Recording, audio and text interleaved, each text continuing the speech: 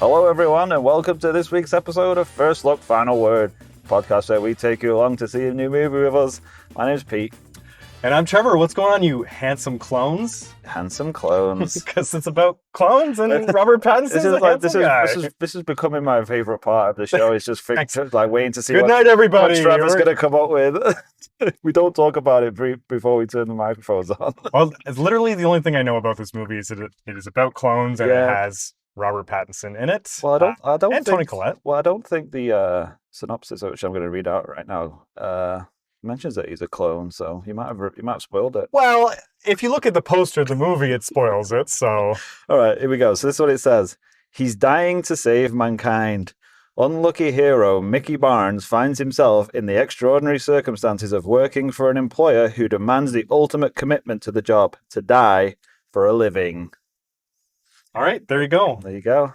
Well, I think clones might be involved. Yes, I think there's 16 other clones, maybe. So I'm really, really looking forward to this one. I don't know about you. Yeah, what did you think of the first 16 Mickey movies? I think 5, when they get the old crew back together, is the best one. I'm worried I'm not going to get the context of this one. Then 9 is like, it's kind of like, honestly, kind of like Chinese propaganda. They jump the shark a bit with that one. And then like 10, they go to the moon. I'm like, where do you go from the moon from there? And then they go to the core of the Earth in 11. And then no one has really seen 12 through 16. Yeah, so don't talk about those. Yeah, they don't count. Anyway, Mickey 17.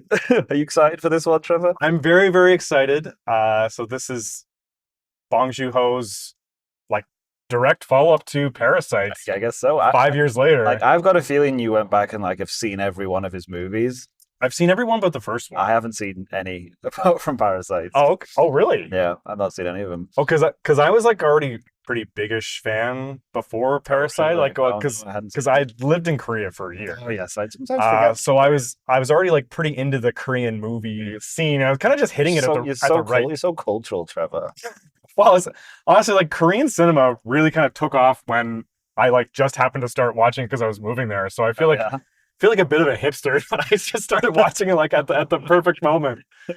But yeah, I've seen every one of his, but the first one. I would have thought you would have seen his other English language ones. Which ones are these? Snowpiercer. You know what? I never got around to watching Snowpiercer. Oh, that's right up your alley. Yeah, I know it is, and I've really wanted to watch it, but I didn't even realize that was one of his, to be honest with you. And Okja is his other English language one. Don't even know what that is. Also really good. I think it's a Netflix movie, or it's on Netflix at home, anyways. So he's batting pretty good, then, is he? Of the movies I've seen, he's batting 1,000. Wow. But high praise. Which that's very good. I don't even understand baseball terms, but I think that's good. I thought, yeah, it's actually kind of stupid because batting 1,000, like it just means 100%, which like it really doesn't make that much sense. But they break down batting average by 3 digits. Okay. So like if you're batting, say like 289 or over is pretty good. Okay. But if you say so, I don't know. So yeah, basically, if you get a hit one out of 3 times at bat, then you're doing well. Okay. So Bong Joon-ho is doing very well. He's really good at baseball. He's very good at baseball. Well, the Koreans love baseball, so he might. I don't really know anything about what he does in his spare time, but he's also good at making movies. Yeah. So you saw Parasite in 2019? I did. Yes. And what'd you think? I loved it. I thought it was really good. I got on the hype train with it. I thought it was excellent. Did you see before or after it wins? I think I saw it after it was nominated. Before it won, I think I watched it because it was nominated. Right. But I had already heard that it was good before that. And it was one of the many that I added to my list to watch. Well, you made it. You got it. I got that one. I was happy I did. On that night in February 2020, before the world exploded. Right. So Bong Joon-ho took home 4 Oscars that night. Wow. Yeah. Like 3 technically and 1 technically on behalf of South Korea. Right. And Sean Baker just beat him, did he? Just won 4 Oscars. So beat his record and like half of himself. Yeah, Bong had tied with Jim Cameron and right. I think a few other people who've won 3 in one night. Basically, like when you win for screenplay, director, and picture. Yeah, I guess this is our first post-Oscar Yeah. episode, right? So yeah, it's kind of Nora kind of swept it, didn't it? It really took me by surprise. Yeah, I mean, you could see you could see it happening, but I wasn't expecting it at all. Well, as soon as you saw Sean Baker win editing, I'm like, oh, okay, like this is gonna be an Anora night. Like, Yeah. No, I was a little surprised, but you know, fair play. It's a good movie. I even got my wife even watched it this week, so she enjoyed it. She liked Anora? Yeah. Okay. There you go. So you've seen it twice, or did you? Well, I watched like the majority of it, and then I had to leave. And she watched the last 20 minutes by herself. We were talking about it at work, and one of like our co-op students was asking about it. They'd never heard about it, and then oh, really? They're like, so it's good. Okay, yeah. Then I guess I'll watch it on your recommendation. I'm like, okay, wait. I feel like in a work context, I shouldn't officially recommend this. How old are you? Movie. Yes. No, but a lot of the issues that I talked about when I watched it the first time were not as big of an issue at all the second time, which I kind of expected. Like, I think I went in with a lot of preconceived notions of what I was going to see when I first watched it, and that kind of threw me off a bit. But going into it knowing what I was getting, I enjoyed it a lot more, actually. Yeah, and you can check out our episode. We talk about Anora. What's the main episode on that one? Oh, no idea. I can't remember. Just check out the feed, guys. There's many listen, wonderful episodes. Subscribe and listen to everyone just to be sure. Yeah, if you're not aware, we did a whole series of where we went through and reviewed every single Best Picture nomination. So check it out over the last, what was it, 3 or 4 weeks? Yeah, pretty much the whole of February, right? Yeah, so go check out some of those episodes if you are curious to see how wrong we were in our assessments. Well, and we had a final Oscar. We didn't do that well. But you did much better than I did. Did we? I threw them out once I like the big ones. I think I missed most of them. I did a lot. I did well picking out the technical stuff. But yeah, it's easier to call, I think. Well, because I was betting that Conclave was going to win, and to kind of justify that decision, I thought it was going to have to win a lot of down ballot stuff, and it didn't really. No.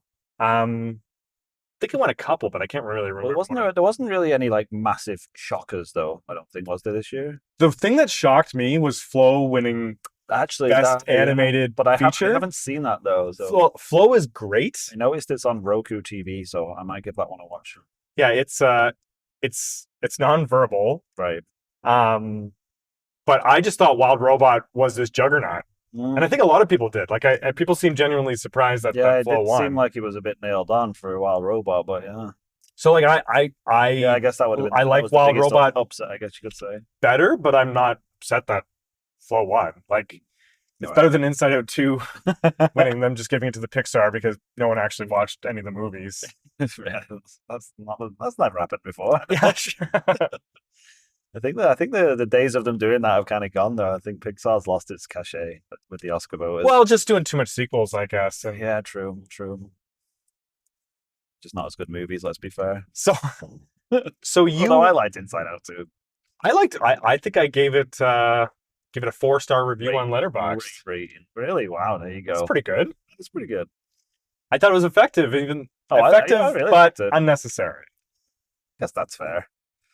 My kids liked it. A pretty darn good hockey. There is that. It's the last good hockey movie. Yeah, Mighty Ducks 2. That's the last good one. Right. So what do you win for having won the Oscar pool? Plaudits, I guess. You get what? Plaudits. Oh, okay. What? I'm like, I have no idea what you said. So yeah. All right, well, kudos to Pete. Yeah, I would feel better if I'd got like Best Picture and that. Right. Yeah, no, we both did pretty bad overall. Yeah. My wife almost beat me. She was ahead by like 3 picks, and then I got a lucky streak. I think I got like 4 in a row and kind of came back. Oh yeah. So did you watch the whole thing? Yeah. Well, I try to every year. Yeah, you're a big Oscar guy. Well, I never usually bother watching it. So, how did you think this year's ceremony stacks up against? Yeah, like ceremonies of past. I think it was just a very solid year. Like last 3 years have been very solid between Conan O'Brien and Jimmy Kimmel. Like Right. that's exactly the kind of person who should be hosting. Like it seemed to go by like they were going by at a pretty good clip, I thought. Well, yeah, like I think the year that Moonlight won the Oscar, for instance, like it was like 12:10 or something when they announced that, and the show was all wrapped up by like 11:25 or whatever. Like it went by very quickly. It's very brisk. So quickly, like I feel like they were being pretty rude to some of the people they were playing off aggressively. I agree with that. And like it seems like every year when there's 3 candidates who are going to go up and win, they had not had a conversation about what would happen when they got up to the Well, microphone. I feel like they probably did have a conversation. It's just one of those things where it's like everything goes out the window. You forget how to walk. You don't know what's going on. You just forget everything you've discussed prior, and you just sort of stumble through it. Are you trying to tell me that Adrian Brody stumbled through that speech? Jeez. That was I don't perfect. know what was going on with him. Like throwing his gum to his wife on TV was just like, what are you doing? Crazy. What are you doing, mate? And I think he doesn't have the record now for the longest speech because he made them stop the music and you're like, I'll be brief. No, you won't. He's just like, I'm not gonna go, and you're not gonna have security drag me off. So just like, cut the music. I wonder how I would love to see that happen one day. It's just like someone just drones on and on and on until like, what are they going to do? Like just cut the feed? Yeah. What are you going to do? Huh? What are you going to do? We just got to go to commercial and then talk to this guy because he's like lost his mind. That's what happened with Will Smith. When Will Smith slapped Chris Rock, security actually came and said, we have to go and talk to you. And he said, no. It's like, what are you going to do? And then the security officers, like in their defense, are like, well, I don't want like videos of us dragging Will Smith out of his seat before he wins an Oscar. So like everyone was just kind of like had to sit there and watch him accept an award. That was such a weird situation, the whole thing. And then he has to go up and get his award. Yeah. I want to give the people there a little bit of credit because it's a bit of like bystander effect. Yeah, oh yeah. Like, it's like what are you gonna do? Like you're probably just waiting for someone else to. It's like, is someone gonna do something about this? The guy just assaulted a guy. He just hit somebody for saying something like a little bit mean about his wife. Wasn't even like that mean, bro. You're sitting in the front row of the Oscars, like everyone gets zinged. Anyways, I know people are a bit divided on this issue. I think that you shouldn't get up and slap somebody. I don't think you can. It's a long way to assault people and just like sit there like nothing's happened. I think it'd be okay if he was already within arm's reach. He had to walk a long way to go and slap him. There's a long time to think about what you're about to do. It wasn't like a gut reaction. It was like I thought about it. I was like, I'm doing it. Like I'm doing it. So how did you think of Conan and his bits? Did you like any bits? I've always been a huge Conan fan. Yeah, I like Conan. Back in high school, I used to stay up and watch him a lot. Oh, wow, real fan. Well, back in grade 10, he had this. He came to Toronto for a week. Oh yeah, and it was a huge event here in Canada. People can then probably figure out how old I am knowing that now. But it was pretty cool. Like, and the show was really good, and it kind of hooked me then, and I kept going with it. So I've always liked Conan. That being said, once I got to university, I stopped watching late night stuff. But I've always liked him. I occasionally listen to his podcast, which is really good. Oh yeah, is it? Okay, cool. But don't listen to that one.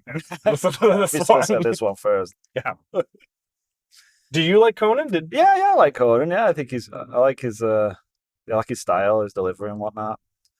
So do you watch I could do with like less songs. I always feel like that way whenever I see the Oscars. I just feel like it's very forced. Well, it was very weird this year in that they said they weren't going to do, because they usually do the 5 songs that are nominated for Best Song, which makes sense. Yeah. But with all the controversy over Amelia Perez, I think they decided to scrap that. Right. And they said that they were instead not going to do the songs because they're going to instead focus on stuff for the firefighters of LA, which is just like such bullshit because they had like one segment. They had one segment for that.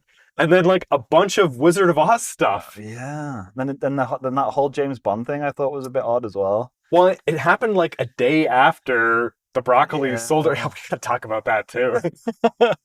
Yeah, it just seemed like why are they doing this? Like it seems a bit weird. Like it's almost like they were ramping up to like an announcement of the new Bond or something, but it was like, no, that was it. Well, that's the time I took my daughter up to bed, and I'm like, I didn't even see the end of it myself. I was like, yeah, I'm gonna go make some food or something. Yeah, I'm a huge James Bond fan. I was not interested really I know at exactly all. right. It's like I love James Bond. I love the James Bond themes, but like this is just like, come on now, guys. It's just like a couple of years ago that they also did like they had Eminem come in and sing Oh yeah. "Lose Yourself," which was like, it was nice, but like, who is programming this? Like what is the decision behind this? Like, what does this have to do with this Oscar?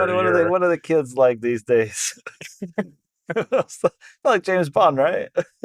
Like, so yeah, I don't know if that means that Amazon shelved out a lot of money so that they played that at the award show. I don't really know how those decisions get made. Yeah, I think I heard somewhere that it was planned as kind of a thing for the Broccoli family, as like something for them. But like it seemed weird that they would have planned that, unless like they knew that they were going to sell it for a while.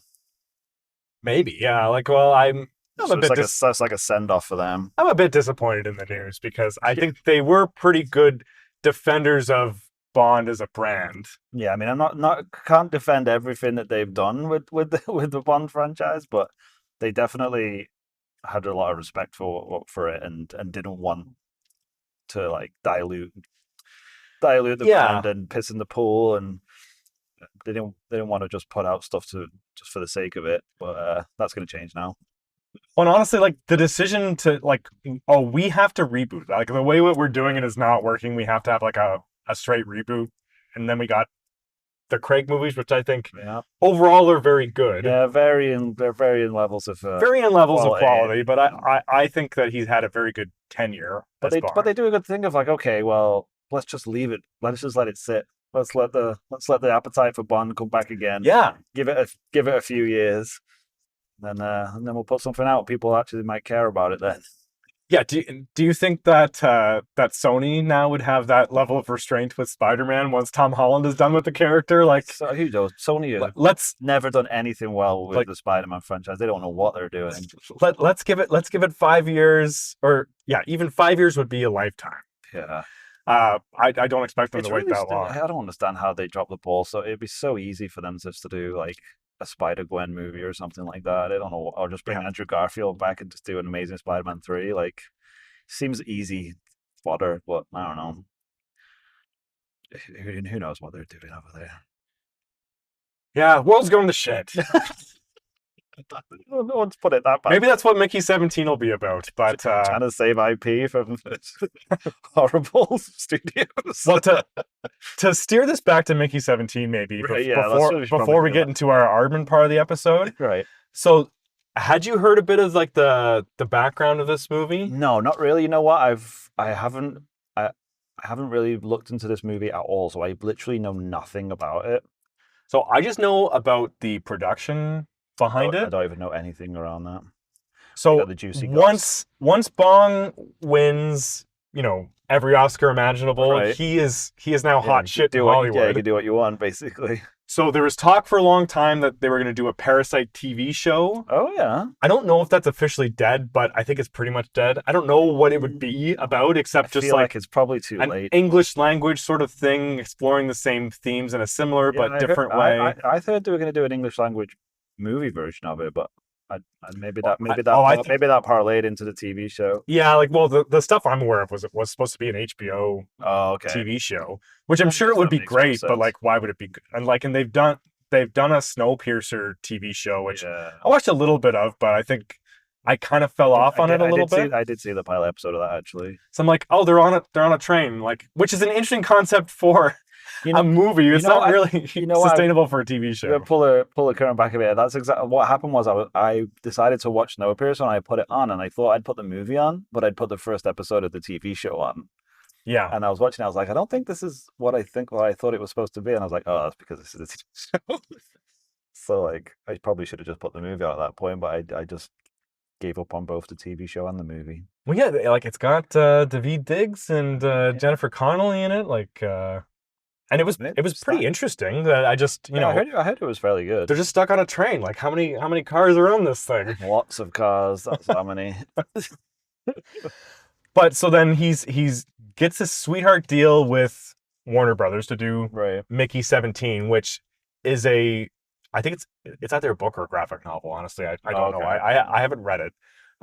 but apparently it's pretty weird source material. Yeah, that makes sense. And the movie costs a lot of money. Right. And Warner Brothers, once they saw the final version, they kept pushing back the release date. Pushed back a long time, right? So like it was supposed to come out, I think, last summer. They pushed it back to come out in the fall to be an Oscar player. Then they pushed it back even further to now just coming out in March, which is a really weird time for a prestige director. Doesn't really bode well when they do that with movies. But like the early buzz for this movie is it's really good, but like it's weird. Yeah. But like I think Zaslav and Co. didn't really see the rest of Bong Joon-ho's filmography, which is quite weird and. Yeah, well, that's just it, right? It's like I don't understand. Not mainstream at all. Like Parasite is not mainstream, but it just it struck a chord for whatever reason. Like they can hire these directors and like are shocked when they find out that they're going to direct films that they direct all the time. Yeah, like Bong Joon-ho is a generational talent. He's going to direct the movie the way he wants to. Yep. So, anyways, we're going to see a movie that's. I think going to be weird, but cool. So my expectations are pretty high. And Robert Pattinson is on an amazing streak. I'm such a big fan of his. Yeah, now. Me too. I really love the choices he's made lately. I mean, everything really he's done post his Twilight days. Like he's just like, I'm just going to work with the best directors. And you know what? Maybe I'll be Batman for a bit. Well, and his Batman was like super weird, right? It's like made the absolute weirdest choices with it, and it really works, and it's completely unlike any other version we've seen. He's done some really interesting, like even his stuff, performances. Like even Tenet, he's really great in that. Yeah, I loved him in that. I love him in Good Time and High Life, and in The Lighthouse, he's really good. Oh, I completely forgot about that one. Yeah, he was so good in that. The two of them, but just love that movie. He's in a couple Cronenberg movies, which I love. No, I'm excited to see.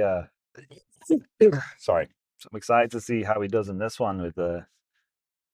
I don't know if it's going to be like going to be a bunch of Robert Pattinsons in the same scene, or if it's more like. That's my guess. Is it's just going to be? It's just going to be more like he dies and another one pops up. Well, I don't know. The poster has. Maybe I shouldn't say. Maybe the poster's a spoiler. I don't know. Yeah, there's been a lot of spoilery posters lately, I found. But yeah, because in my mind, I'm like, he's the 17th one. So it's like, because I really like the movie Moon, I was just about to say, Duncan Jones' Moon. I love that movie so much. So in my mind, I'm feeling it's a bit like that, where it's like, it's just a guy they need for a job, but he dies a lot, and so just send a new one up. I love Moon so much. I think I kind of also give source code a lot more credit than I should. I really do too. I'm a huge Duncan Jones fan, to be honest. I love him. Well, he's great on Twitter too. I love those two. Yeah. He's a bit of a dramatic bitch on Twitter. Yeah, he's a shit disturber. I love it. And I never saw Warcraft. No, to be fair, I didn't either. But that's not really. It looked like shit, and it's not really my jam. Yeah, I know it was a bit of a passion project for him, but yeah, I'm not a Warcraft guy. But no, I love those first two films. I don't think I've seen anything by him since then. Yeah. All right. What a great guy with a not famous dad. Okay. Exactly. Yeah, so I'm really kind of expecting it to be something similar to that. But it's probably nothing like it. Yeah. But no, that's where my mind. It's just another movie about clones. It's a little bit odd. Yeah, so if it's like clones that don't know they're clones, then it might be a little similar. I don't know when the Mickey 17 book or graphic novel came out. Maybe Moon was ripping that off. I don't know. Oh, good point. Well, we should maybe save that for after. Yeah, after let's revisit that and see. Okay, so if you are a returning listener to the podcast, you know that Pete and I have these ongoing projects. We are in week 6 overall. Is that what it is? Wow. Of our Aardman series. There you go. I'm really into Aardman. So if you are not interested in hearing about Aardman, you can just skip ahead, or you can listen to some past episodes, maybe catch up to us. But we're going to be talking about Arthur Christmas. It's Christmas time in March. Yes. Yeah, my wife thought I was crazy watching Arthur Christmas yesterday. Actually, today. It was today.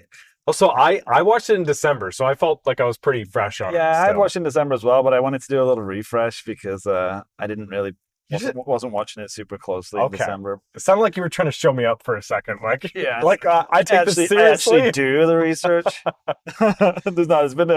There's like when we did Flushed Away, it'd been a while since I'd seen that.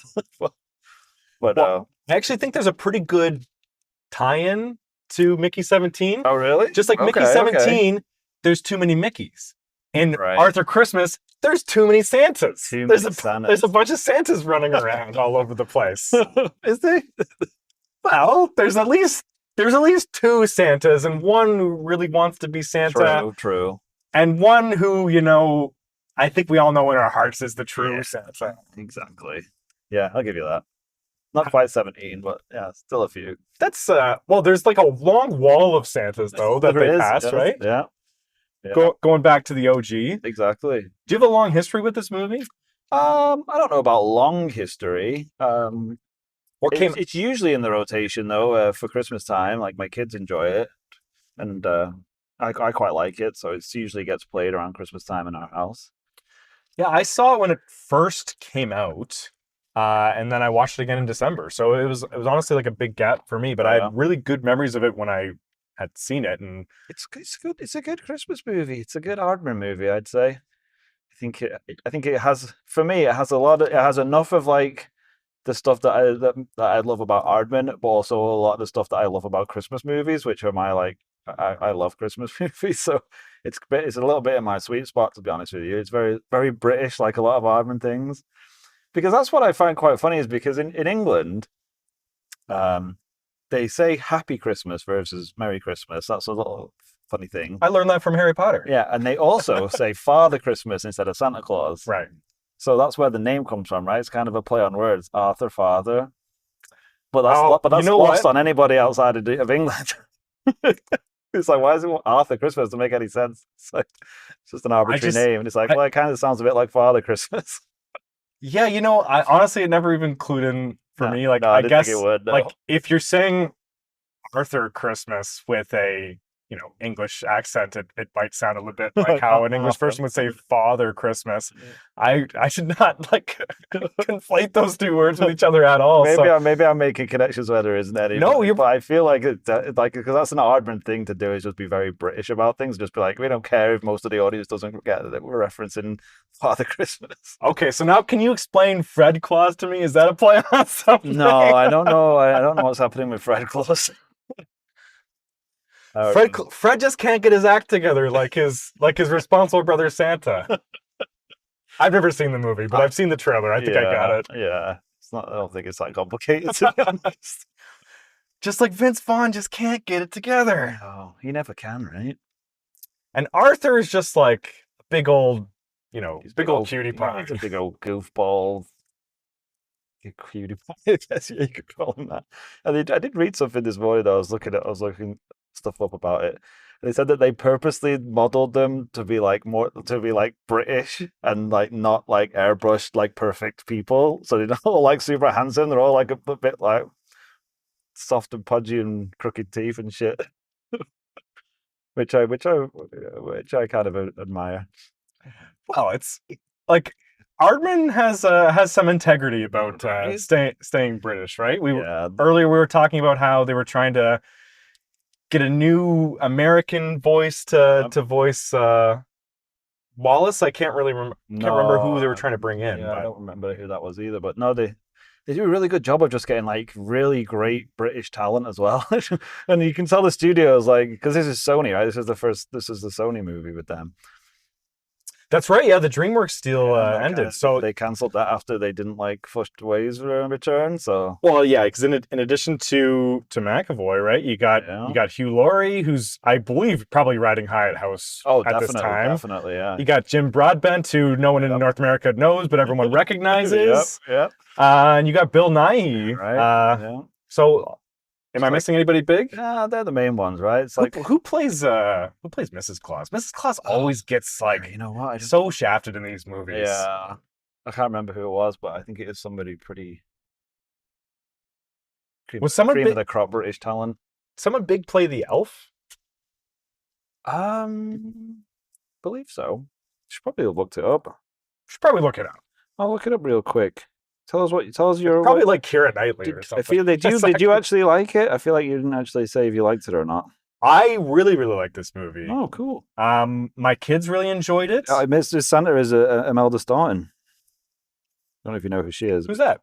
She's a pretty big name in the overseas there. Okay.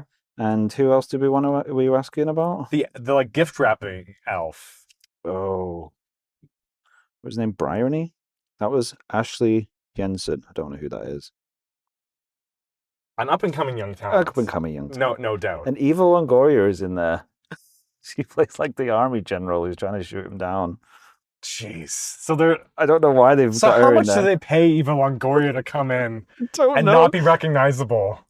Wow, they've got Michael Palin in there somewhere. And Robbie Coltrane. They're all playing like elves and stuff, I think.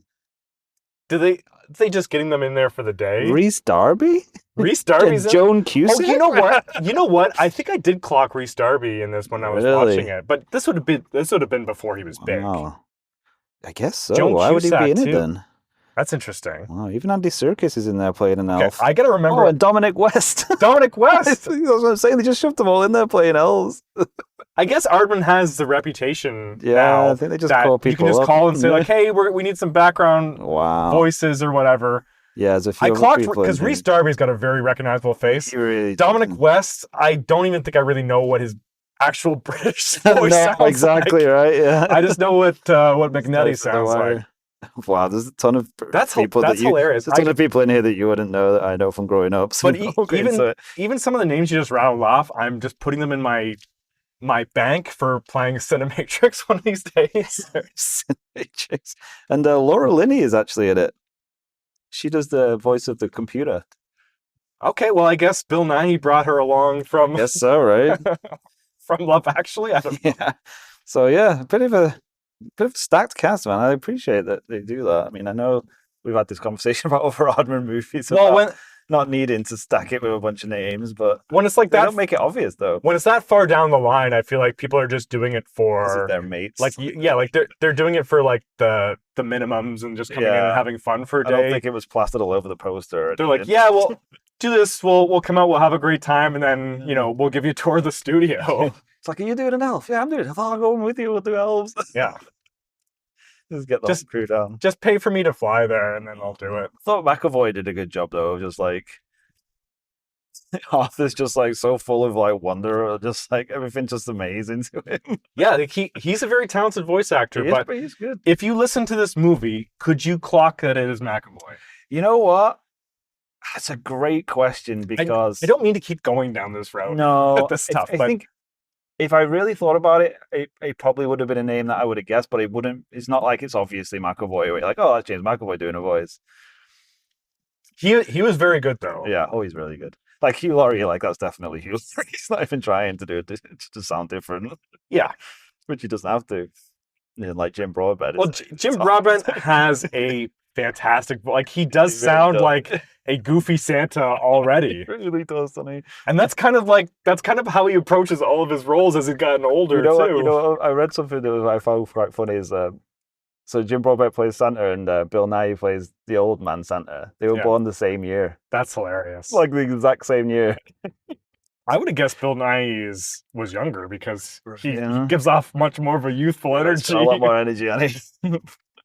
Doesn't seem ancient though, but that's crazy that they're the same age. It is kind of funny watching, like I don't know if you've watched like a lot of the older Mike Lee movies, but like Jim Broadbent's in all of them. Yeah. And he's like, even when he looks young, like he never looked young. Like I'm like, okay, this is clearly him when he's like 22, but he still looks like he's born 40, and then that's like his base age. Well, there's a lot of actors like that. It's just like they seem like they've been middle-aged like forever. Yeah, just like he's just born with a dad bod. Exactly. But anyways, my kids also love Arthur Christmas. I don't know if I can get it in the rotation for next year, but I certainly hope so. I liked it a lot. That's good. There's a scene in Toronto in this one too, right? Yes, it's funny. I was talking. My wife came in while I was watching it, and there's a scene where like a general from Canada is talking about it, and he says like, "Oh, they went through the inflatable Santa in Toronto," and I was like, "You can tell this is made by Americans because nobody says Toronto." Toronto, like they ruined Toronto. Yeah, we are in Toronto. So it made me laugh. Did you notice? Oh, you won't have noticed because you don't really notice it. But I did notice that they always like to put little references in. There's a Shaun the Sheep in there. I did see the You know, Shaun where the he, where he Sheep. steps on it. And there's also what was that Sony movie? I want to say like Open Range with the animals. Was it Open Range? I think Open Range was Disney. It's not Open Range. There was a poster on the wall. So I'm like, that must got to be a Sony movie. Maybe it was Open Range. Maybe I'm thinking of Home on the Range. Yeah, No, and I maybe it can't. might not be Open Range. It's something to do with ranges, I'm sure. But it's like one with the animals. The Sony animation with animals. There was like a massive poster on it. I was like, wow, that's not even hidden. It's like right in the front of it. Please watch this movie. Yeah, I don't know why I do distance, but I do like that they put little references in the background. I always like that. Well, it's their bread and butter. So, Yeah. and so I would say this is their first wholly successful digital movie, Well, because yes, it looks yes. quite good too. Yeah, I was going to would ask say. you because I know you shit all over the Flushed Away's animations. I don't think I shit all over it. I believe I said it looked like dog shit. Does that mean I shit all over Yes, it? that's literally shitting on it. I said I think this movie is fantastic, except it looks like dog shit. I mean, you shit all over the animation is what I meant. I'm sure all the So you like this animation better then? Yeah, I think it looks really good. Yeah, it's decent. Honestly, before last year, when I was just like reading up on it as I was watching it, I did not know that this was an Aardman movie. No, you know what? I don't think I realized it was when it came out. I think kind of like it wasn't something I was following, and then I saw it. I was like, oh, another Christmas movie's out, and then I was like, is that an Aardman? Like, I guess so. But in saying like, even though it looks great animation wise stuff, I'm really happy that they decided to go back to stop animation for the next one. Yeah, it's just better. It is. It's just more them. Yeah, you know what I mean. Like I like all the Aardman feel of this, but you know what? If it was stop animation. I mean, so you couldn't do this movie in stop animation very well, I don't think. But So what's the next one? What are we watching next week? Pirates. Yes. Well, I'm not gonna say too much. I've seen Pirates now though. Oh, for yeah, the first time. Oh, really? Yep. Okay, good. The whole fam watched Pirates, and we had an evening. Like, what's the name? They changed the name, right? Pirates in In Adventures with Scientists. What do they call it over here? Pirates. I don't know. Like they think that like Band of Misfits, I think it's called over here. I think they think that like American kids are gonna say like, oh, it says scientists in the title. We don't watch a movie about science. Is lame. This feels like homework. Exactly, that's exactly what it is. God, So like, Pirates Band of Misfits is nice and generic. They just think like people are such idiots. Like, Well, that's why it's like they changed Harry Potter. what's a philosopher? Philosopher's Stone? It's too confusing. They're gonna think this is for a bunch of nerds. Oh, it's crazy the amount of effort that went into changing that one word. They just think sorcerer sounds better than philosopher. Like, I'm like, I guess a little bit. Like, is it worth the cost of reprinting? It's just less confusing to people. Well, whatever. Let's not make this a Harry Potter episode. Well, the really funny one that I'm remembering now is so there I don't know if you've ever seen the movie The Madness of King George III. No. It's a British movie, right? And George III was king, and he went crazy. Yeah. In America, they just called it The Madness of King George because they thought people would think that there were two movies before there. Oh, that's brilliant. We already made just fun like of it. We already made fun of that this episode. So it is relevant. But isn't that like that's just like pitching to the bottom of the barrel? Like, well, I mean, that's how you make the money, though, man. That's how you make the money. You got to make it accessible, Trevor, to people who maybe they're not following this stuff as closely as you might like. Do you think someone at Warner Brothers said, we can't call this Mickey 17 because people are going to think that there are 16? They probably had the conversation, I'm telling you. It's like, do we have to put 17 on the end because people might be confused? Maybe. Yeah, but yeah, I would not be surprised if that conversation happened. Well, I'm going in here thinking it's going to be a great movie. Yeah, I'm kind of... These days, I try and keep my expectations a bit in check because I don't want to get too excited about things. But yeah, I'm kind of quietly optimistic about this one. It seems like it's in my wheelhouse. All right, so if you're new to the podcast, Pete and I are going to go and watch Mickey 17, then come and give a spoiler-free review of the movie. And then we're going to come and give plenty of warning before we go into spoiler talk. Sorry, I got a little distracted there. No, yeah, we won't spoil it right away. Don't worry about that, guys. We will give you some of our initial thoughts so you can you can listen without being too worried about anything getting ruined. While we are going to see the movie, maybe you can like and subscribe to the podcast, and wish us luck. We'll be right back. Yeah, don't go anywhere, guys.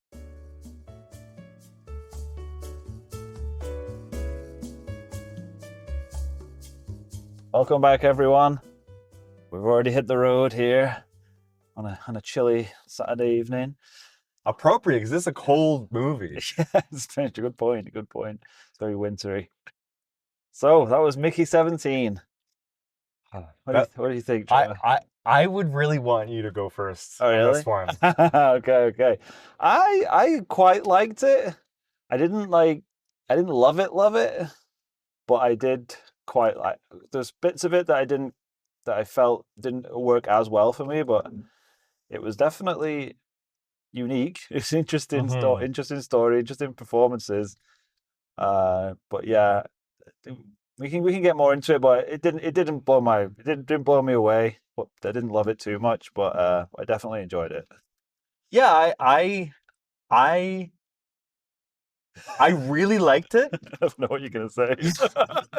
I did really like it overall. Yeah, I agree. There were some moments and some choices, I would say. Some of the choices that were made, and I was like, I kind of wish that they'd gone a different way with that. Well, for me, it's more like sometimes I felt like the tone. I don't know if this is either. That's what I kind of meant. A lot of the choices of some of the performance choices, I was a bit like, weird Mars attacks now. Yeah, could be. Yeah, I don't know if it was like executing exactly how I wanted to, or if it's just like, very committed to just being, I guess totally unpredictable. Yeah. But the highs are really good for me on this one. I do agree with that. There's some really great highs. But yeah, I think I know kind of what you're saying. Like, I didn't really know how to take certain things because like it would like veer into like almost parody at times, and it's just like, oh, this is like really on the nose. And like I said, like I hadn't thought it at the time, but thinking about it, it's like very like Mars Attacks, like over the top, pulpy. But then like the rest of it wouldn't be like that. So I'm like, is it purposely doing that, or it doesn't seem to be? It just seems like sort of swinging, and the tone was kind of swinging back and forth. It was a little bit jarring, I thought. Yeah, I don't know. I guess like with how many Mickeys there are, maybe it's trying to just be a little different all the time. I guess. But like I don't know. Like I was still really into it overall. Yeah, but yeah, I was as well. It's not something that I wholeheartedly love, as you were saying. I think I was, even though I said before we went in that I was kind of trying not to have high expectations. I think my expectations were still a bit higher than maybe they should have been. But I was hoping I was gonna love it more than I did. Like, and I was really on board with the start. I was really on board with it, but it just it didn't wow me enough as much as I was hoping. I applaud the movie for like just having a commitment to being as weird as it could possibly be. It's definitely weird and unique for sure. And it picks some themes and some like very minor elements and just like twist the hell out of it. Right. And I'm just like, why are you so fascinated with this one part here? Right. But it's kind of what happens when, you win an Oscar and people say like, here's a bunch of money, do whatever you want. I guess so, right? So it's really fascinating in that regard. You can see definitely why people at Warner Brothers were like, what the fuck? What do we do with this? What are we supposed to do with this? Yeah. And it was way more political than I was expecting it to be. Very much. I think overall the politics were a benefit. Yeah. It's interesting because this would have been made like what year would that? Because it was delayed so long. It was like when he wrote this and made this, it would. They would have been making this before Donald Trump was even the Republican nominee. That's what I mean, right? So it's pretty crazy. Those this is obvious. I think like obvious parallels between the Ruffalo character and the current president. Yeah, so I don't think that's really going to be a spoiler at all, because you find that out right away, and also like the clone part is not a spoiler because you find that out within 30 seconds of the movie. Yeah. But yeah, this movie I think did not in any way contemplate that Trump would have won the election. Yeah, that's a good point. But at the same time, there are some like weird parallels to like the last 2 months in particular. Yeah, I know. So like it's kind of creepy in that regard. It's, Because this it's movie, weird when movies are creepily prescient like that. It's like, how did you like pull it out and it being so relevant right now? so I could definitely see the people at Warner Brothers saying, okay, this is not going to make any money. You're right. Because it's just too alienating. Yeah. Excuse the fun. It's also, it is not going to win any awards because it is too alienating. Yeah. And it's a political, like, stick of dynamite as well. So, like, why don't we just bump this back to the new year, past the election, and then past Oscar award season, and then we don't have to worry about it too much, and we'll just eat whatever money we lose on this thing. Yeah, I think you might be spot on with that analysis, to be honest. But I hope that this is not discouraging anyone from seeing it. Like, I still think like this is a solid 5 out of 6.5 stars. Yeah, I can't argue with that. I think it's a very good movie with just some weird ass choices. I don't know. Yeah. I don't know. And I don't want to say that it's not achieving the tone it was trying to do. Like it might be doing exactly what Bong was trying to do. Yeah. And it's just like he's at the point now where he doesn't give a he doesn't give a fuck about what? That's what I'm doing. It's like I already made he made Parasite, and like I don't think he thought it was going to be like a huge international hit, awards darling. Like that movie is really goddamn weird too. It's not as weird as this one. This one's pretty damn weird. Yeah, this one's more overtly weird for sure. Yeah, and like the movies from his like entire filmography are all quite political, quite like very left wing, I would say. So this movie's not necessarily like it's definitely in response to the time, but it's still very much of a piece with his greater work. Gotcha. Much weirder than his other stuff. In all, I would say like this one definitely is kind of all over the place, in positive and negative ways. Yeah, I know what you mean. It's a weird one. I wonder how I'd feel watching it again. I would love to watch it again. Yeah, because I mean, a lot of it was like, where's this going, and like, what's happening, and what's going on. Although it wasn't confusing, I was just like curious to which way it was going to go. But I'd be interested to watch it again, knowing where the story goes, just to sort of soak it up again. How did you feel about Arapatz's performance? I really liked it. It took me a while to get on board with the choice he made for like the way he was talking. Like at the start, without spoiling, at the start it starts with like voiceover as like his voice in his head, and I was like, is that somebody else's voice? Like, is that narration somebody else's voice? I think he sounds like Steve Buscemi. I wonder if I don't know if you were getting those vibes, but I thought maybe he's going for Steve Buscemi this whole time. Yeah, it was an interesting choice, but I mean, as I say though, I think it's just because I wasn't expecting it, and then I was on board with it. And I thought he played it really well. Yeah, and he gives like different variations of the same thing, but he's able to kind of showcase his range as an actor in this, I would say. Right. And I really enjoyed his performance overall. He is not going for realism in any way. No. I think people get turned off when they see that. They think people think like, oh, this is just bad acting. Like just doing wacky shit. Yeah. And the movie is wacky, and like it's letting like it's kind of Looney Tunes, and I wasn't thinking Mars Attacks at all. I think that's a pretty good call. I wasn't at the time, but the more I think about it, the more it seems like there's a lot of parallels. And what about some of the other performances? I thought that, like that's what I mean. I thought some of the others I liked weren't as big, or like because I mean, Marky Ruff. Apart from those two, and Toni Collette. Yeah, Ruffalo and Toni Collette, they were like straight out of Mars Attacks. It was like that was like something out of Saturday Night Live at points, I thought.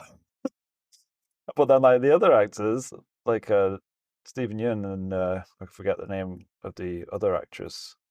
Oh, there were two actresses in it, but I thought they were playing it a bit straighter. I thought. I mean, Stephen Yeun was just being like a bastard. He was a bit of a wacky bastard, yeah. Yeah.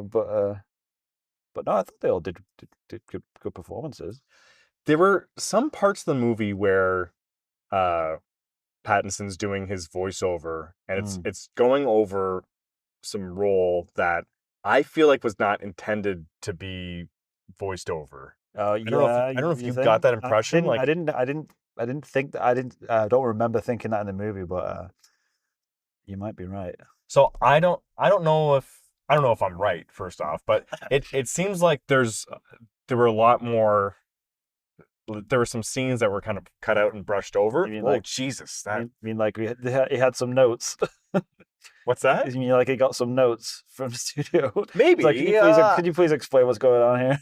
Or yeah, because that's a good point. Like, because the voiceover is like really providing you a lot of exposition. Yeah. There's a lot of heavy lifting, and kind of going into detail about the technology and stuff being used, which I don't mind. And no.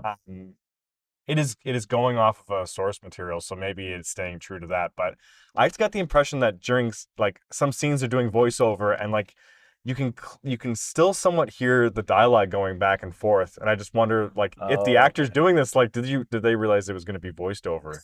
I see what you're saying. And yeah, sometimes when it's just like jumping around and doing flashbacks and stuff like that, I don't want to say like it doesn't work in that and in those instances, but like it doesn't feel entirely like cohesive. Yeah, I do know what you mean. There was one or two points where I was a bit like, where are we now? Like what? Like where in the timeline are we sitting at? Well, and it's just like a bit of like a tonal shock. Yeah. Sometimes. Yeah. But it's it's also just such a unique work that I feel like I'm sounding like I'm more critical of it than I am. I was wholly enjoying the movie. Yeah, honestly, I kind of wish they'd gone even a bit further with it. Just go balls out with it. Like, don't even worry about like trying to bring it all together. Just go nuts with it. So it could have gone weirder. I think so.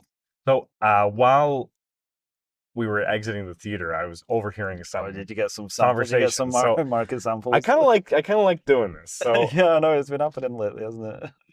There was an older gentleman, with who I assume was his son, and the older guy said that is the worst movie I've ever seen in my life. Oh, really? And the son said, I didn't really like it, but I didn't think it was that bad. It's the worst movie I've seen in my life. That's harsh. And then it's harsh, man. And then a younger couple were exiting, and I assume they were about 30 or so, and the wife says, "That's the weirdest movie I've ever seen."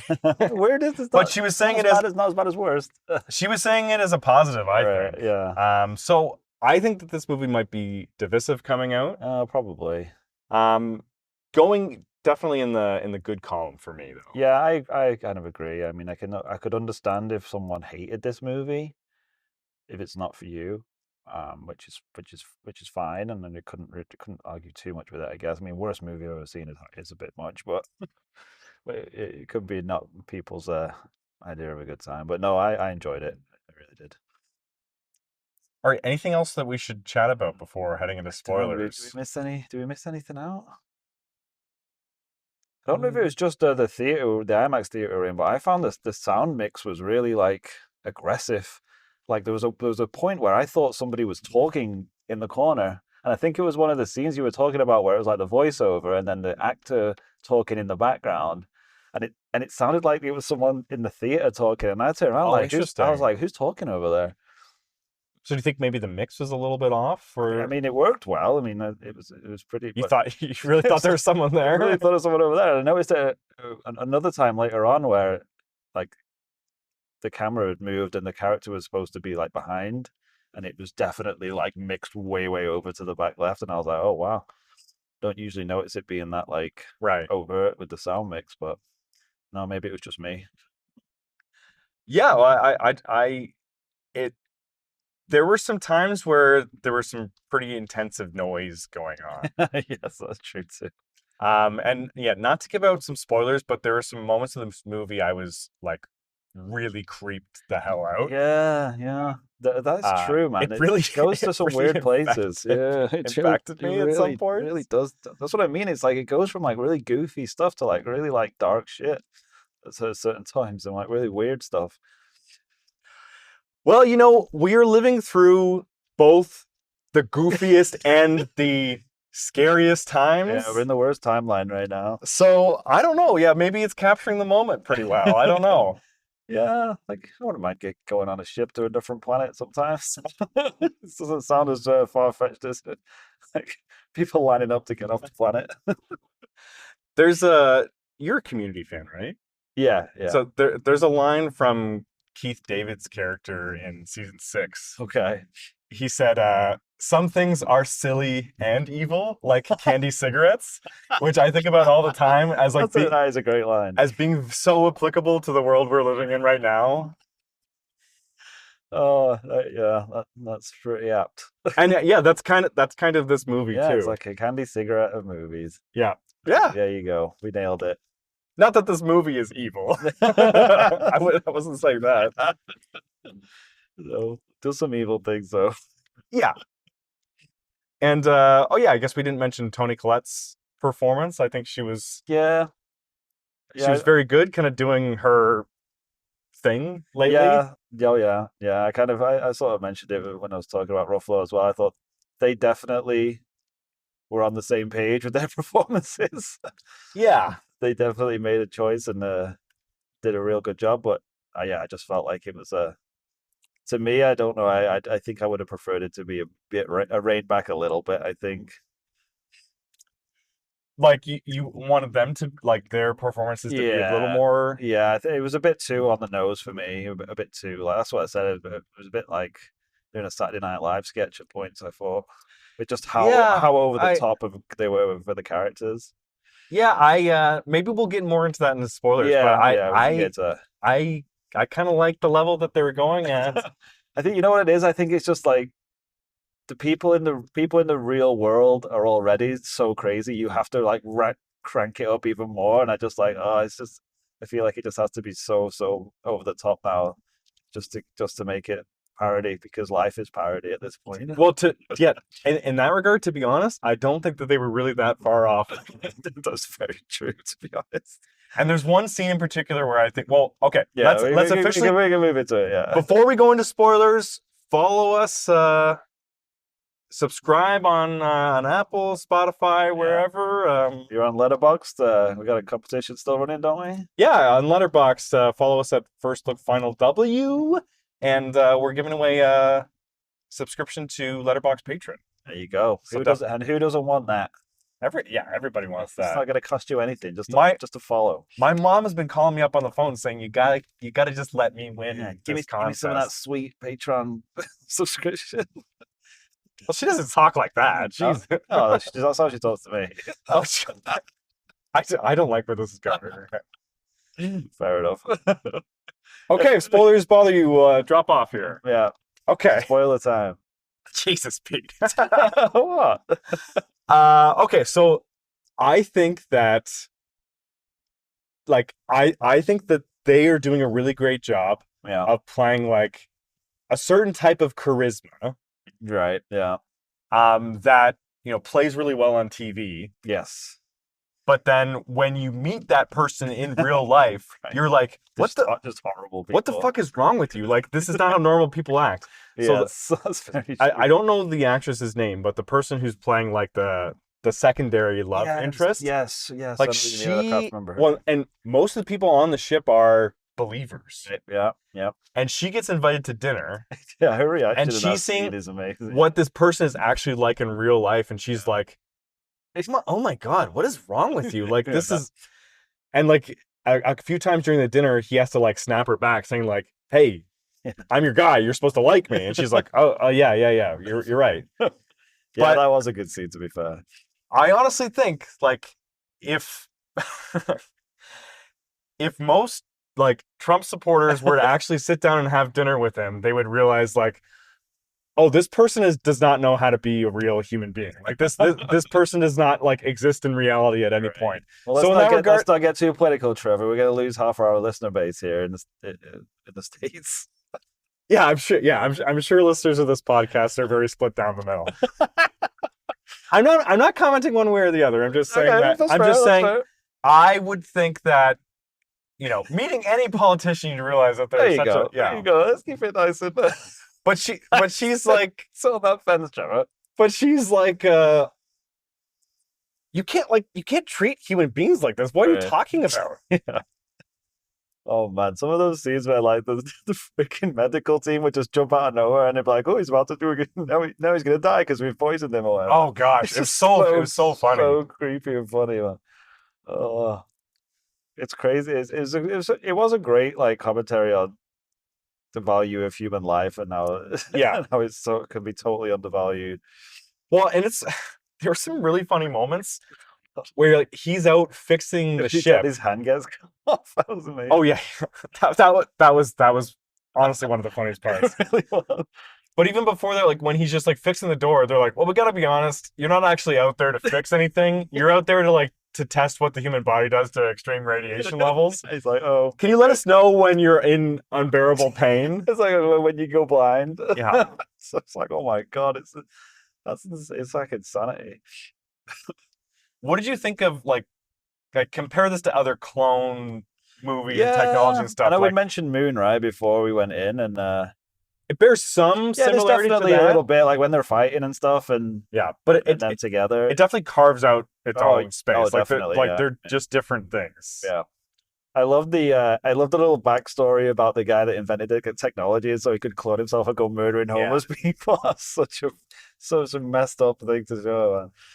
It's like he's cloned himself so he can lay down on the couch while his other self vacuums. It's like the stupid stuff you talk about. Like, if I had a clone, what would you do? Oh, I'd just be like, one of us would do the vacuuming, one of us would go and do the murdering, I guess. Well, and honestly, it would not surprise me whatsoever. Yeah. Thanks. Because he's just like investing in this technology so that he could live out his fantasies of murdering people. Yeah, that was a great scene though. It's like nobody could figure out like what he was supposed to be charged with, because it's like do we charge them each with a third of the sentence? Yeah, or... it's crazy. No, so I did like that aspect of it. It did ask some interesting questions about what does it mean if you actually are able to clone someone? Like, does it half the value of the life, or does it totally devalue the life altogether? Like, what's going on? The scientists throughout are pretty funny. Like especially the lead scientist, who is just always shitting himself. Yeah, he's just like completely cowering and kowtowing to, whoever's in charge wants to do. Like, he immediately resigns because it doesn't go right. Well, like, he just has like the darkest obsessions that he wants to figure out. Yeah. I don't think anyone's asking him to like, hey, can you study this? Right. He's just like, well, I had this idea. This is a unique situation to test what the human body does in this situation. What was the because they said that, like, they sent him out and then they said, oh, there's a lethal pathogen out there that now we have to make a vaccine for. But then, like, the reveal at the end is that they were actually trying to make like a chemical weapon. So is the idea that like they've found the vaccine right away and just carried on testing him so they could make a gas, or was there never really a pathogen there? I don't know. Okay, well, I guess I was interpreting that a different way. Like, I thought them testing out the nerve gas thing and them developing the vaccine were just two separate things. Oh, I thought it was the same one. Because like you could be right. I was just interpreting because that was the one thing I found interesting, is that they seem to really not give a shit about killing him, but they still only went through 16 of them. Yeah, it's not a huge amount, really. Not too bad. But I guess it was only 4 years, so it's pretty high. Can I ask a technical question that was bugging me throughout the movie? Sure. And a technical question about the cloning process. Okay, yes, because I'm the leading expert, so I can clear that up for you. Well, you're a techie guy. You'll probably get this. So no, you can't just print people. Okay, well, first off, that was the funniest part, is they got the printing thing. Oh, when it goes in and comes back out. The jerking motion of like printing a piece of paper, they got it Exactly right. when they forgot to put the tray out and it just flops Oh my onto the God, floor, like, it it's flops just- onto your office floor. It was just like so Yeah. perfect. Like, I didn't think I would find it so funny. No, A human being very acting like funny a piece parts. of paper I know. was so funny. I did think they tried to go back to that well a couple like 2 or 3 times, and I was a bit like, I've seen that joke already. Yeah, but then you get to see Robert Pattinson's tush, so Yeah, that's true. It's got a good tush. it was all worth it. Why didn't say that? Well, I'm saying it. Okay, so the technical question: they have the brick, which is uploading his why memories. Is that a brick? Is that your question? Because it's so weird. No, that's not my question. Like literally a masonry brick. My question is Okay. because we don't see, like, if you watch the movie The Sixth Day, Yeah. you see that Arnie gets, like, they put the eye thing in front of him that flashes it, and then from that moment on we understand that's where his memories stop. Gotcha. Yeah, I think I know where you're going. Where do Mickey's memories start and end? Yeah, because they keep asking him, "What's it like to die?" Yeah, but they're not downloading him at any point. Yeah, because I was tripping up on that a bit again, and I think there's certain points where I think one of the scenes they said leave the things on his head because we want him to remember it.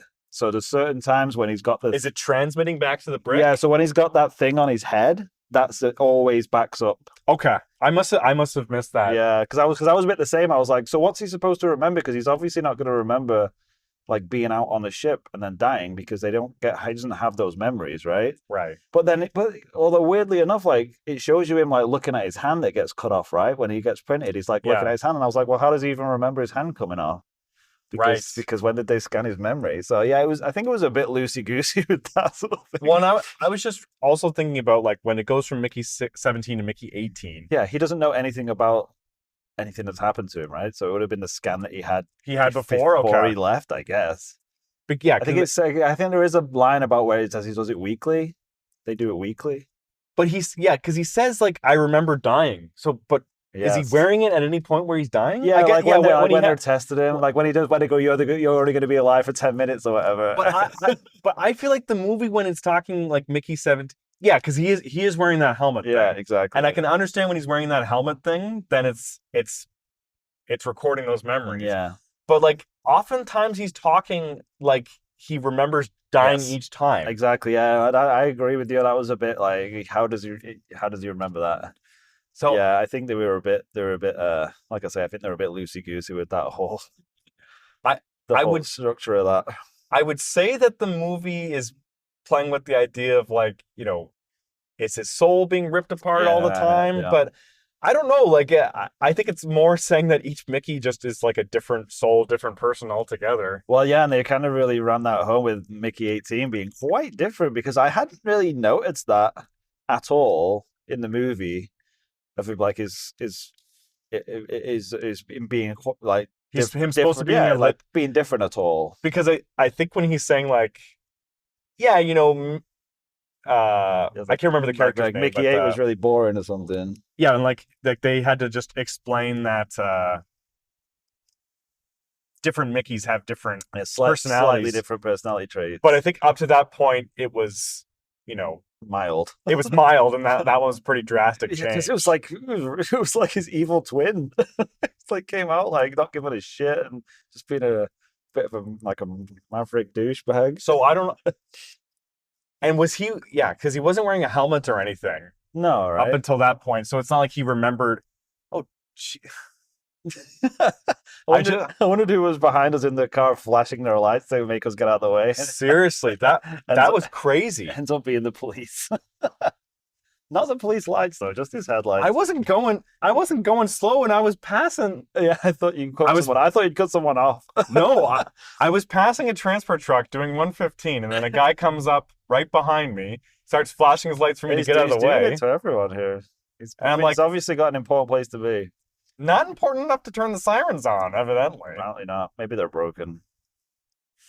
Okay. I was pretty close to putting my hazards on. I'm glad I didn't do that. Just stop brake checking him. That would have been. Well, I wouldn't brake check somebody, but I'd give them the impression that I continue to go slow. Yeah.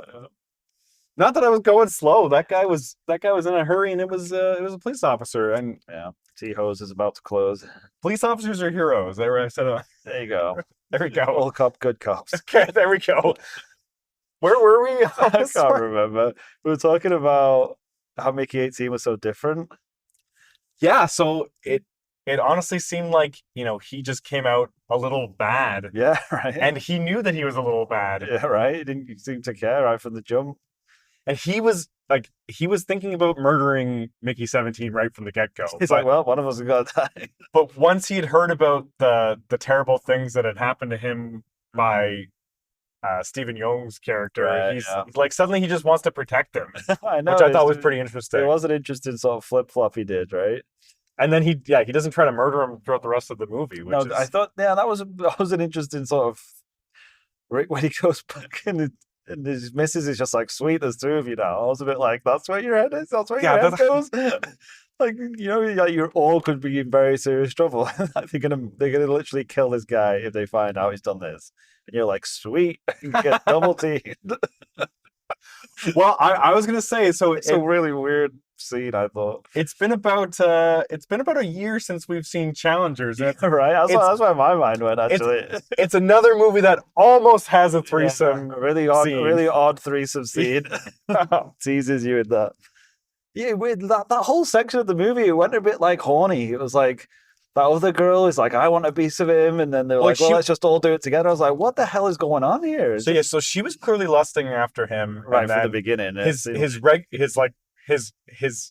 going steady girl also came pretty hard at him. I was thinking like, is there a directive that people had to bang Mickey or something? Like, is this some experiment? And at one point I thought, is she like part of like the loan shark? Like, is she working with him or something? Yeah, it just seemed a little odd. And I'm like, at that point, I got the impression that like we weren't supposed to like the girlfriend character. I thought she was going to be like evil or something. Yeah, they played it off like she was like being really weird and selfish and strange. And I thought they were going to pivot to like, oh, it's actually the other girl who we should be with. And I thought so too, and it just totally 180, and like that girl didn't show up again until the end. It showed that she found somebody, so it's okay. But I was like, that's really so odd. that was kind of interesting choice. Like it's a little unsatisfying about where it left that. Yeah, it's kind of like, oh, I felt like it was going in a certain way, then it was just like, nope, we're just gonna veer right off and go a different way. And I was like, oh, because I was kind of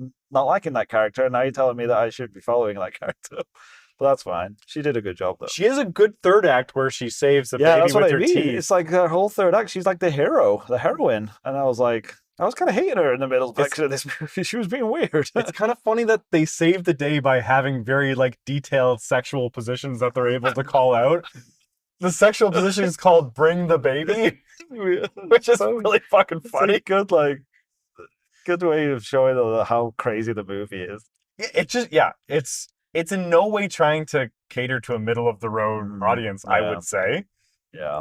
And like the guy who was very critical that I was eavesdropping on, he said what a great concept it is for a movie. It's just so disappointing how it went that direction. And I could see that being the reaction of a lot of people. You could definitely make this movie a very different way, but have the same sort of plot. But they've made those movies before. True. Right? Like they just will go watch The Sixth Day starring Arnold Schwarzenegger, which I think is kind of underrated. You have mentioned it twice now. I don't think I've seen that before. Oh, really? I don't think so. It's pretty good. Like, is that the one? That's not the one where they clone. Is that the one where he clone his dog at the beginning and then he gets cloned? Yeah, I have seen that. The two Arnolds, of course, I've seen that. They're two Arnold, and there's a scene where Arnold is watching like his clone making out with his wife through the window, right? Yeah. Like he's in the bushes or whatever. Yeah, I do remember that movie. Oh, you remember that scene? Oh yeah. To rewind it on that one. That's where the VHS got all fuzzy because I played it so many times. Yeah, I don't think anyone's like watching those Arnold movies saying like this is an erotic movie. Arnold does. Maybe I don't know. And yeah, like Moon is tackling very similar themes but very different ways. Like I don't think that this movie is redundant of Moon at all. That's like you say, there's like a very, very similar through line. It's like using clones of people to go into space to do dangerous work because it's easier than actually hiring a crew and then treating that clone like it's not a real person. So I will say, I thought that those creepers were pretty fucking creepy as hell. Yeah, I was getting Starship Troopers vibes from them. You know, like the brain bug in that movie. In that movie. I was also thinking of. Do you remember the scene from Peter Jackson's King Kong? Yes, where with they're the in the creepy canyon, big bug, and that big bug just is eating the person, yes, which that was the scariest part of that movie. I think honestly, I think is one of the scariest scenes of all time. I was it's unnerved every time that there's like a billion of them just like swarming around. Yeah, for someone that doesn't necessarily like bugs in general, that sort of terrified me. I found it very creepy. It was even creepier when Toni Collette fucking cut the tail off. That was so like she went right forward. I'm just gonna make a sauce. Like was I missing some context around why they kept saying sauce? Because they kept saying it so like in your face, like it's all about the sauce, and we need to make sauce. So like, why do they keep talking about the sauce? Why is sauce important? Yeah, like so weird. I think it was just trying to make them seem weird. It's just like it's such a weird thing to do. Like, why would they bring this alien specimen in and she's like immediately cutting it up and chopping it up and putting it in a blender? It's like, seriously? That's the first thing you're going to do? They're not even talking about turning it into like meat, which I guess I can almost understand. She's like, mama's sauce recipe. God. Yeah, it was such a weird thing to do. And then her final scene where it's just like a dream fantasy where real creepy. She's like, the sauce is Mark Ruffalo's blood, and she's just using that to clone him and bring him back. That was a really very unnerving. That was a really odd scene to throw in there. I thought it was just kind of like we're right stuck in the middle of like the happy ending montage. Well, it's like it's a creepy dream for you. That's why I think that this movie was made not contemplating that Trump was going to win the election, because I think it's made from kind of celebrating that moment in time has passed and worrying that it would come back. Yeah, I love the pointed comment around like you've lost the last two elections. Yeah, and all you idiot hat wearing fans are just sycophants. It's like, oh, okay, that's very on the nose. That's fine. But like, all the fact that someone tries to shoot Mark Ruffalo. Yeah. He gets a little. I didn't even make that. He gets a little fucking nicked. Oh, I didn't even make that connection. That's crazy. I didn't make that point. And then when they're all the symbol of this, like political movement is throwing like a number 1 up in the air. Right. It looks just like fucking Elon Musk throwing a Nazi salute up. There was a lot. It's really like unnerving. But. That being said, it fucking got the election completely wrong. So, true. The movie's just just a weird artifact in time where people thought that the MAGA movement had run out of steam. That dystopian future you were making fun of, we're living in it right now. Yeah. Maybe it's not as funny as you think. Yeah, so anyways, if you're sticking through this the whole time, I assume you've either seen the movie or you're just kind of interested and don't care about spoilers. Definitely see this movie. I think I'm going to revisit it. Yeah, I think I would rewatch it for sure. Like I said, if you haven't gone deep into Bong Joon-ho's filmography, it's definitely worth a watch. Like, yeah, I'm gonna watch Snowpiercer too. He's got like Memories of Murder from, I think that's like 2003 or whatever. Okay, I think is legit a masterpiece. And okay. I think on par with, or maybe even better than Parasite. So I'd say definitely check that out. There you go.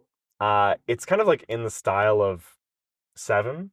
Oh, okay. But more wacky and political. It's like a wacky Seven. It is, Pete. It is a wacky Seven. Oh, okay. I'm sold. And it's also very political and like critical of the government of South Korea. Gotcha. So it's really, really good. So that's an interesting mix. Yeah, that's the one thing. It's like he's making original stuff, and this was definitely falls into that category. This is not something you're going to see every day at the movie theater. Yeah. Well, now that I'm thinking about like The Host, which is another one of his movies, it's also kind of it's like a monster movie. Okay. But it's also wacky and very anti-American in its messaging. Right. So like we figured out his theme, have we?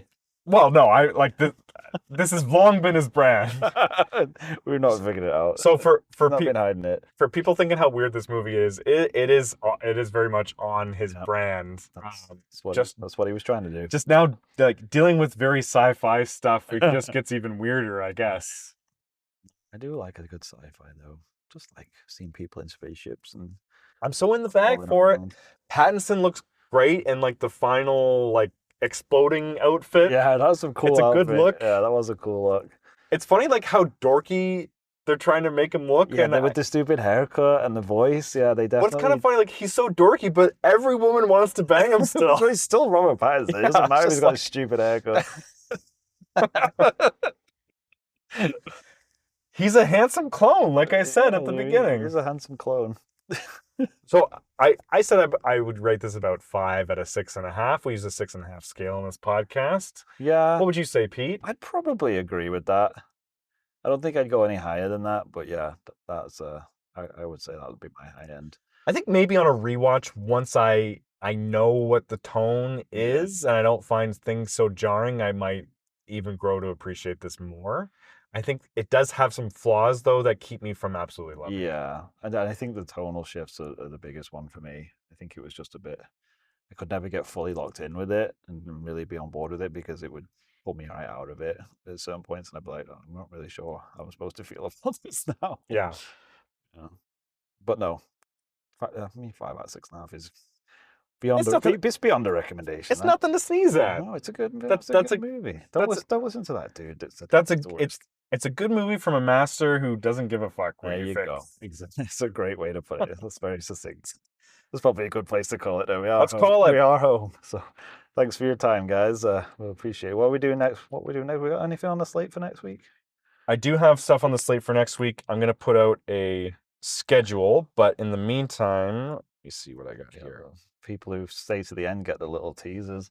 Black Bag will be for next week. Okay, yeah, I'm looking forward to that one. And then, of course, we're going to be talking about Pirates in an Adventure with Scientists. Yes, or Pirates Band of Misfits, if you're more inclined.